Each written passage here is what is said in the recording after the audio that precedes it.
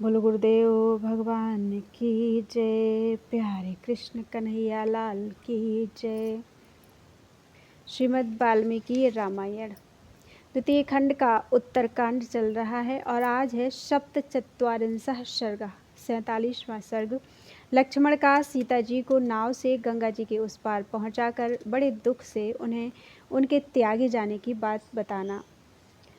अथ नावं सुविस्तीर्णां नैषादीं राघवानुजः आरुरोह समायुक्तां पूर्वमारोप्य मैथिलीं। मल्लाहों की वह नाव विस्तृत एवं सुसज्जित थी। लक्ष्मण ने उस पर पहले सीता जी को चढ़ाया, फिर स्वयं चढ़े। उन्होंने रथ सहित सुमंत्र को वहीं ठहरने के लिए कह दिया और शोक से संतप्त होकर नाविक से कहा, चलो।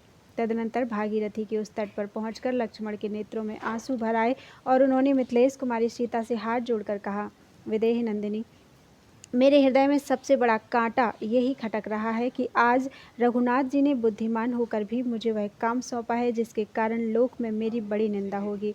इस दशा में यदि मुझे मृत्यु के समान यंत्रणा प्राप्त होती है अथवा मेरी साक्षात मृत्यु ही हो जाती तो वह मेरे लिए परम कल्याणकारक होती, परंतु इस लोक निंदित कार्य में मुझे लगाना उचित नहीं था।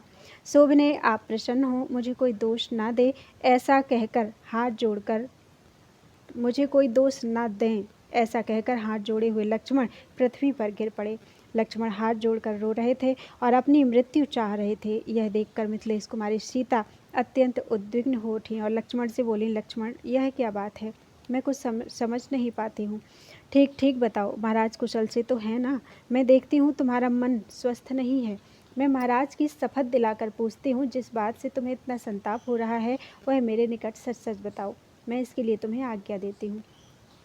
विदेह नंदिनी के इस प्रकार प्रेरित करने पर लक्ष्मण दुखी मन से नीचे मुंह किए अश्रुगदगद कंठ द्वारा इस प्रकार बोले, जनक नंदिनी, नगर और जनपदों में आपके विषय में जो अत्यंत भयंकर अपवाद फैला हुआ है उसे राजसभा में सुनकर श्री रघुनाथ जी का हृदय संतप्त हो उठा और वे मुझसे सब बातें बताकर महल में चले गए। देवी, राजा श्री राम ने जिन अपवाद वचनों को दुख न सह सकने के कारण अपने हृदय में रख लिया है उन्हें मैं आपके सामने बता नहीं सकता, इसीलिए मैंने उनकी चर्चा छोड़ दी है। आप मेरे सामने निर्दोष सिद्ध हो चुकी हैं तो भी महाराज ने लोकापवाद से डर कर आपको त्याग दिया है। देवी, आप कोई और बात न समझें, अब महाराज की आज्ञा मानकर तब तथा आपकी भी ऐसी ही इच्छा समझकर मैं आश्रमों के पास ले जाकर आपको वहीं छोड़ दूंगा।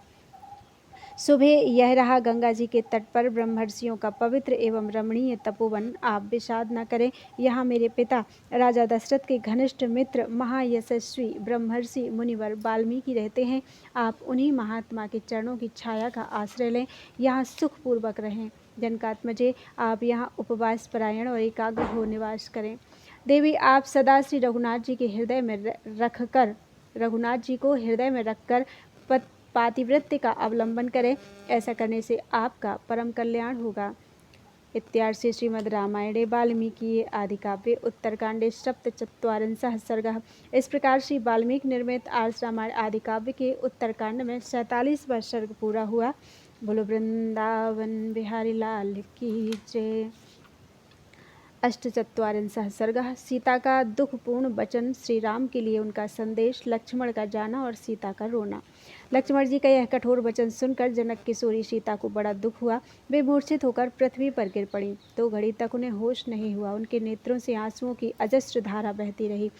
फिर होश में आने पर जनक किशोरी दीन वाणी में लक्ष्मण से बोली, लक्ष्मण, निश्चय ही विधाता ने मेरे शरीर को केवल दुख भोगने के लिए ही रचा है, इसीलिए आज सारे दुखों का समूह मूर्तिमान होकर मुझे दर्शन दे रहा है। मैंने पूर्व जन्म में कौन सा ऐसा पाप किया था अथवा किसका स्त्री से विछोह कराया था जो शुद्ध आचरण वाली होने पर भी महाराज ने मुझे त्याग दिया है।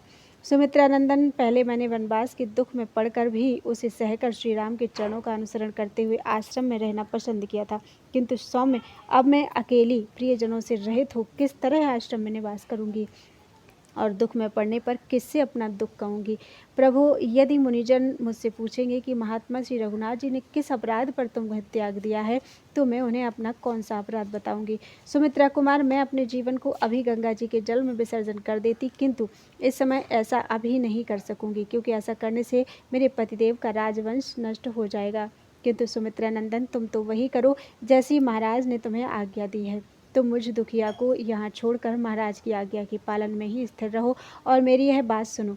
मेरी सब सासुओं को समान रूप से हाथ जोड़कर मेरी ओर से उनके चरणों में प्रणाम करना, साथ ही महाराज के भी चरणों में मस्तक नवाकर मेरी ओर से उनकी कुशल पूछना।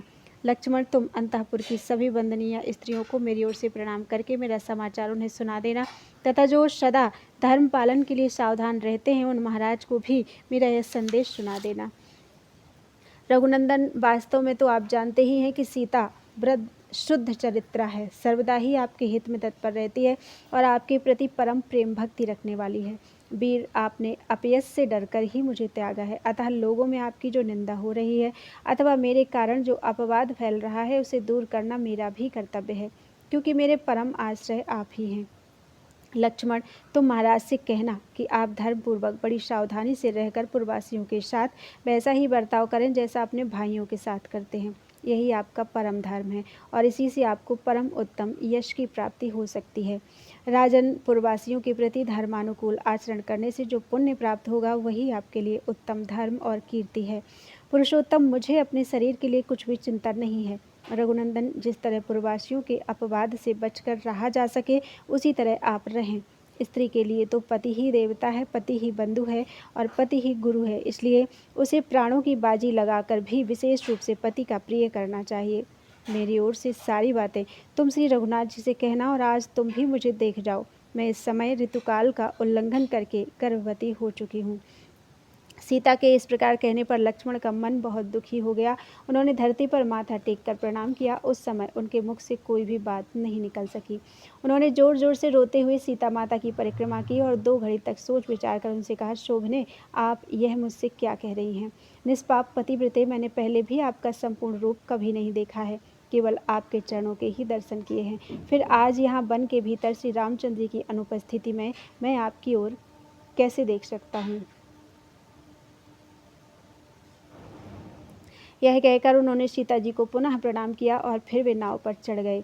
नाव पर चढ़कर उन्होंने मल्लाह को उसे चलाने की आज्ञा दी। शोक के भार से दबे हुए लक्ष्मण गंगा जी के उत्तरी तट पर पहुंचकर दुख के कारण अचेत से हो गए और उसी अवस्था में जल्दी से रथ पर चढ़ गए। सीता गंगा जी के दूसरे तट पर अनाथ की तरह रोती हुई धरती पर लौट रही थी। लक्ष्मण बार बार मुंह घुमाकर उनकी ओर देखते हुए चल दिए। रथ और लक्ष्मण क्रमशः दूर होते गए। सीता उनकी ओर बारंबार देखकर उद्विग्न हो उठी। उनके अदृश्य होते ही उन पर गहरा शोक छा गया। अब उन्हें कोई भी अपना रक्षक नहीं दिखाई दिया, अतः यश को धारण करने वाली वे यशस्विनी सती सीता दुख के भारी भार से दबकर चिंता मग्न होकर मयूरों के कलनाद से गूंजते हुए उस वन में जोर जोर से रोने लगी। इत्यार्षि श्रीमद् रामायणे वाल्मीकि आदिकाव्ये उत्तरकांडे अष्टचत्वारिंशः सर्गः।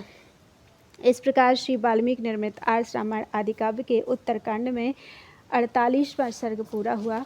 बोलो वृंदावन बिहारी लाल की जय। त्वदीयं वस्तु गोविंदम तुभ्यमेव समर्पितम्।